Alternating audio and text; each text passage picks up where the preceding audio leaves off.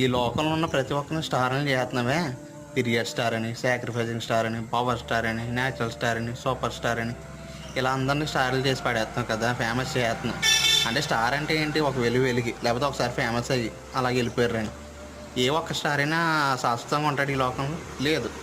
ఆకాశంలో నక్షత్రమైన శాశ్వతంగా ఉంటాయి, కానీ ఈ స్టార్లో ఈ యొక్క నక్షత్రాలు మాత్రం శాశ్వతంగా ఉంటాయి. ఒకవేళ శాశ్వతంగా ఉంటారంటే చెప్పండి, నేను అతను ఫ్యాన్ అయిపోతాను. మళ్ళీ అలాంటి స్టార్స్ కోసం ఫైటింగ్లు, చేజింగ్లు, ఒక బ్యాచ్ వెళ్ళి ఇంకో బ్యాచ్ని, ఒక హీరో వెళ్ళి ఇంకో అభిమాన్ని, ఫైటింగ్లు, కొట్టుకోవడాలు, తిట్టుకోవడాలు, పాలాభిషేకాలు, బైక్ రైడింగ్లు, సైలెన్స్లు మార్చేసి ఇంతలా ర్యాలీలు చేసేస్తారే. ఒకసారి ఆలోచించండి. మన కళ్ళ మీదకి లైవ్ ఎగ్జాంపుల్స్ ఉన్నారు. కోట శ్రీనివాస్ గారు చనిపోయారు, ఈవేళ ఫిష్ వెంకటేష్ చనిపోయారు. ఏ ఒక్క స్టార్ కూడా శాశ్వతంగా ఉండడండి. వాళ్ళ కోసం మనం ఇంత ఎలాగా పడి చచ్చిపోయి అంత అభిమానం పెట్టేసుకుని కనీసం తల్లిదండ్రుల మీద కూడా చూపించరు. ఒకసారి ఆలోచించి మిత్రమా.